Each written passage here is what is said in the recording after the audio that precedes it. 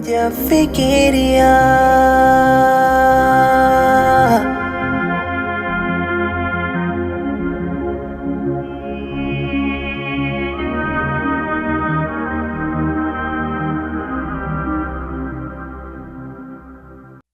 بسم الله الرحمن الرحيم إن الحمد لله نحمده ونستعينه ونستغفره ونعوذ بالله تعالى من شرور أنفسنا وسيئات أعمالنا من يهده الله فلا مضل له ومن يضلل فلا هادي له وأشهد أن لا إله إلا الله وحده لا شريك له وأشهد أن سيدنا وحبيبنا وعظيمنا محمد رسول الله صلى الله عليه وسلم وبعد رب اشرح لي صدري ويسر لي أمري واحلل عقدة من لساني يفقه قولي.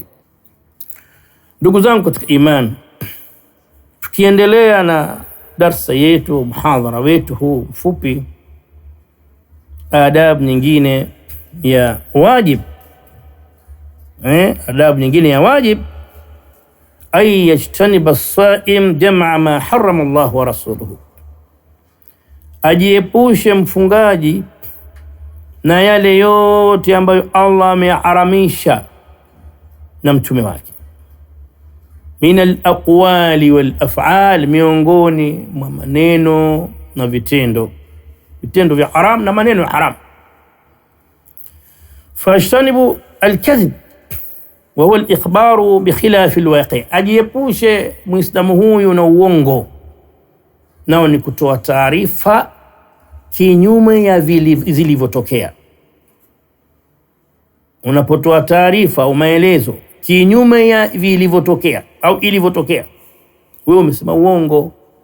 Kwa hiyo umefunga, unatakiwa ujiepushe na nini? Na uongo, ndugu Muislamu. Lakini pia vile vile uongo ajiepushe nao. Allah subhanahu wa ta'ala akisema katika aya, wala taqulu lima tasifu alsinatukum alkadhib hadha halalun wa hadha haram litaftaru ala Allahi alkadhib innal ladhina yaftaruna ala Allahi alkadhib la yuflihun.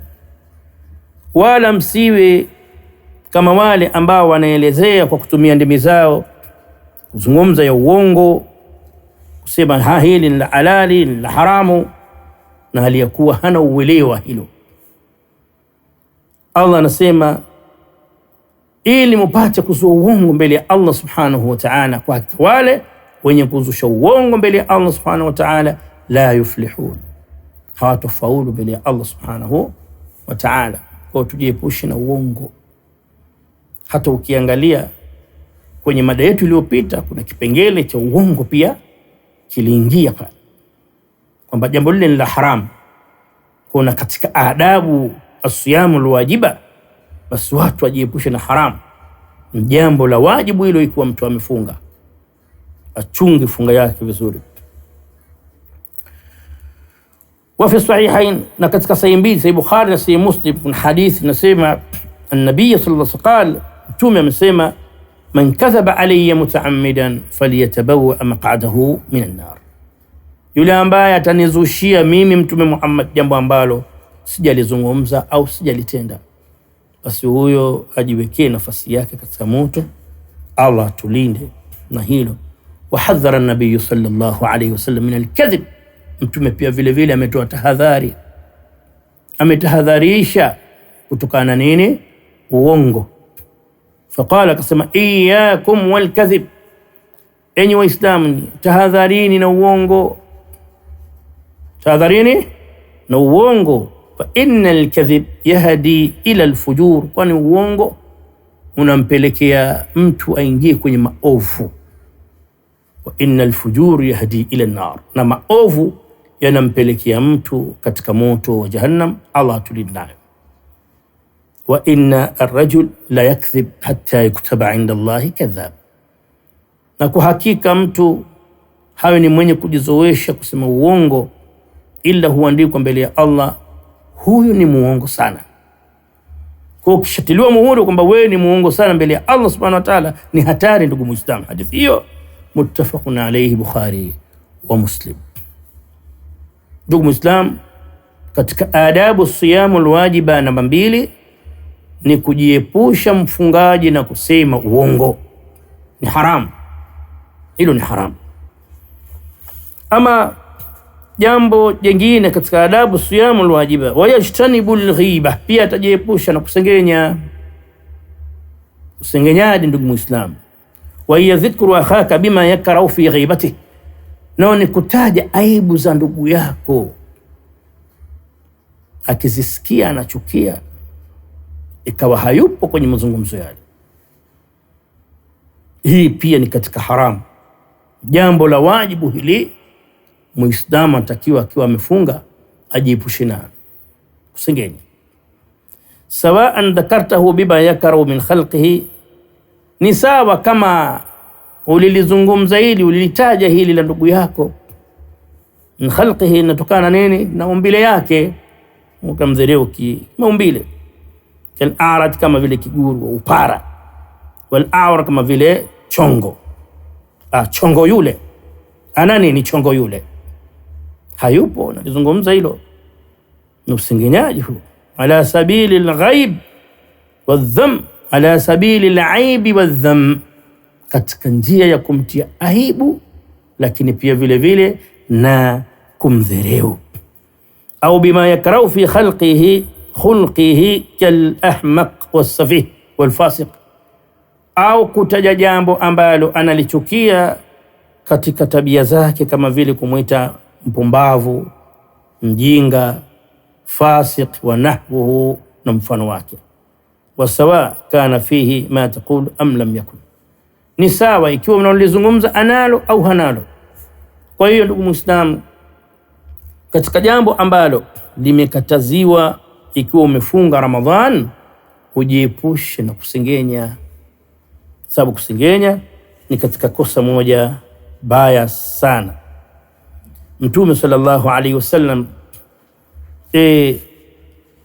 akasema, suila, aliulizwa anil ghiba, kuhusiana na kusengenya. Faqala hiya dhikruka akhaka bima yakrah, ni kutaja aibu ya ndugu yako au kuyataja ya ndugu yako anayochukia. Pakasema, afaraaita in kana la akhi ma aqul, in kana fi akhi ma aqul, unaonaje ikiwa kwa ndugu yangu yale ninayozungumza anayo? Ya Rasulullah, mimi nazungumza haya mbele ya wenzangu, yeye hayupo, lakini anayo huyu ndugu yangu.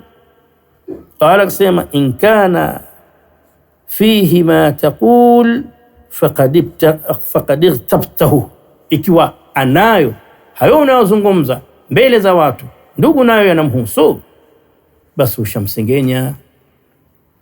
Wa in lam yakun fihi ma taqul faqad bahatta, na kama hana hayo unayozungumza unamsingizia. Rawahu Muslim, hadithi kwa Imam Muslim. Kwa hiyo tumekataziwa kusengenya ndugu Islam ikiwa tumefunga, ili kuziweka funga zetu ziwe na kiwango kizuri sana, ziweze kukubaliwa mbele ya Allah subhanahu wa ta'ala. Lakini pia vile vile qala Allah subhanahu wa ta'ala, wala yaghtab ba'dhukum ba'dhan, wala baadhi yenu wasiwasengenye wengine. Ayuhibbu ahadukum an yakula lahma akhihi maita, je, anapenda mmoja wenu ale nyama ya ndugu yake aliyekufa? Fakarihtumu, lichukieni hilo.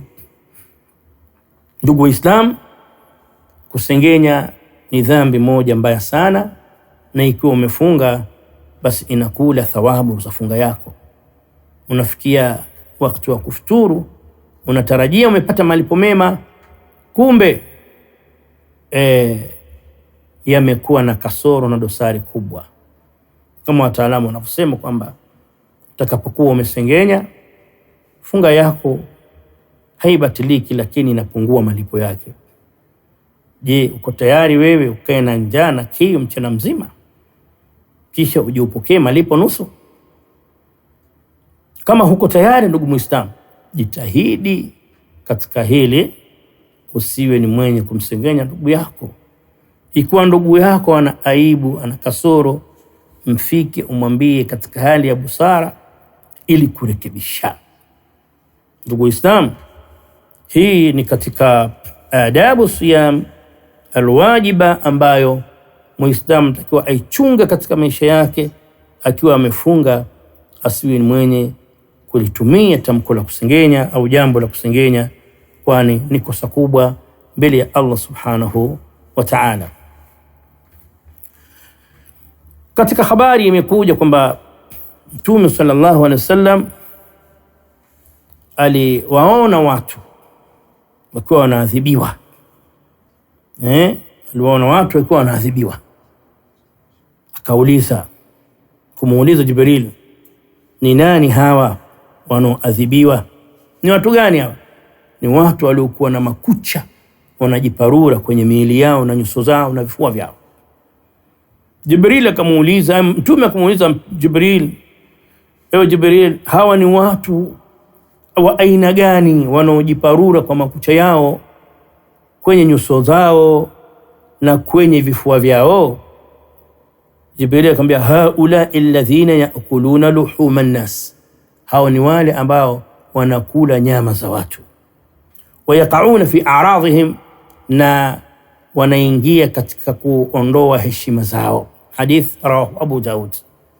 Kula nyama ya mtu si kumchinja kiungo kinukachoma ukatafuna, la. Unapomsengenya mwenzako, basi sheria inakwambia umekula nyama ya mwenzako. Ndugu Muislam, tujilinde na kosa hili katika miezi ambayo si ya Ramadhan, lakini katika mwezi wa Ramadhan tujilinde zaidi ili tufikie pazuri.